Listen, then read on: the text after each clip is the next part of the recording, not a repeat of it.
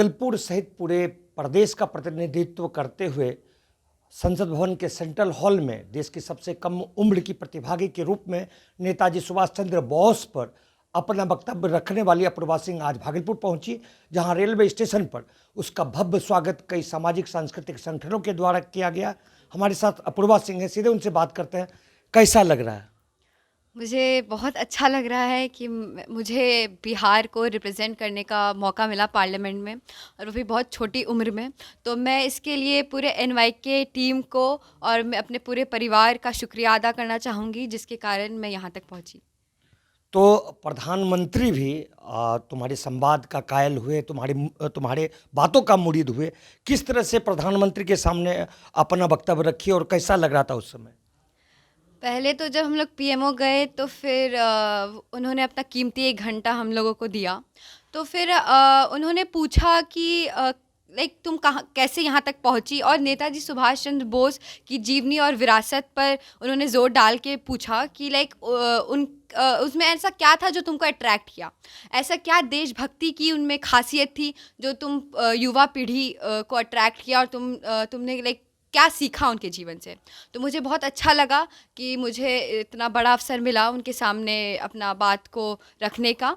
और मैं उनके बारे में तो यही कहना चाहूँगी कि वो एक बहुत अच्छे ऑरेटर है, और उन्हें पता है कि एक कैसे ऑडियंस को अट्रैक्ट करे और कैसे इंटरैक्ट करे। तो एक बड़े लीडर की तो यही पहचान है। तो नेताजी के विषय में जब तुमसे पूछा गया तो तुमने क्या प्रधानमंत्री जी को क्या जवाब दी?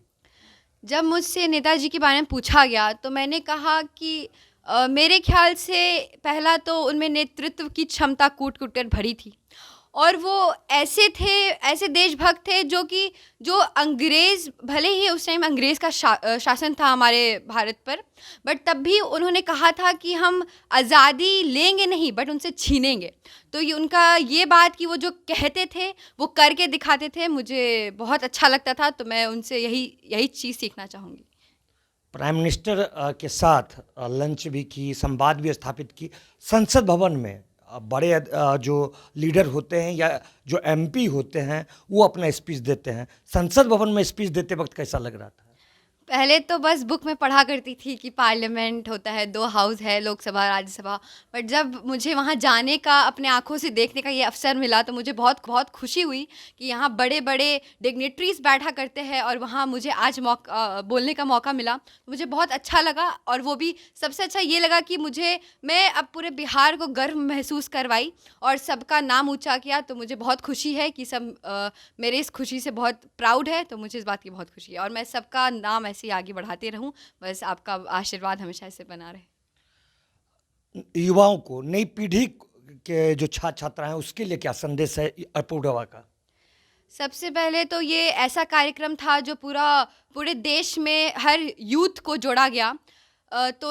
इसके ये सबसे अच्छा चीज़ था। इसके लिए मैं पूरे प्रधानमंत्री और पूरे एनवाईके ग्रुप को भी धन्यवाद देना चाहूँगी कि उन्होंने पूरे यूथ को जोड़ा। पूरे देश भर के अलग-अलग स्टेट से एक-एक रिप्रेजेंटेटिव थे, और सब यूथ थे, और उनका ऐसा संदेश था कि उन्होंने हमें ऐसा मौका दिया कि जैसे हम ऐसे देशभक्त के बारे में जान पाएँ, जो कि अपने देश के लिए कितना कुछ किया, जो मर मिटने की भी चाह रखी। तो हमें भी उन्हीं के रास्ते पे चलना चाहिए, ताकि हमारा देश ऐसे ही जीवित रह सके और ऐसे ही हमारा देश तरक्की कर सके। तो देश की सबसे कम उम्र की छात्रा के रूप में तुम वहाँ पहुँची थी, तो किस तरह लग रहा था, कैसा फील कर रही थी उस समय? सबसे पहले जब मैं गई तो मुझे लगा नहीं था कि मैं सबसे छोटी होंगी, बट जब मैं गई तो फिर मेरी रूममेट निकली, मतलब वो जब मैंने उनसे बात किया तो पता चला कि वो एक शादीशुदा औरत थी। तो मुझे बहुत खुशी हुआ कि इस बात की कि मुझे इतनी कम उम्र में इतना बड़ा अपॉर्चुनिटी मिला, और वहाँ मुझे जैसे मैं सबसे कम उम्र की थी तो मुझे सबका स्नेह मिला, और मुझे बहुत अच्छा लगा। हर देश के अलग स्टेट से जो भी आए तो उन्होंने ऐसा महसूस नहीं करवाया कि वो अलग थे, एकदम था अपनापन, और मुझे बहुत अच्छा लगा सबसे मिलकर। तो इस तरह हमारे साथ अपूर्वा थी, जिन्होंने कहा कि वह खुद को काफ़ी गौरवान्वित महसूस कर रही है कि उसने बिहार को रिप्रेजेंट किया संसद में, और प्रधानमंत्री भी उनकी बातों का मुरीद हुए।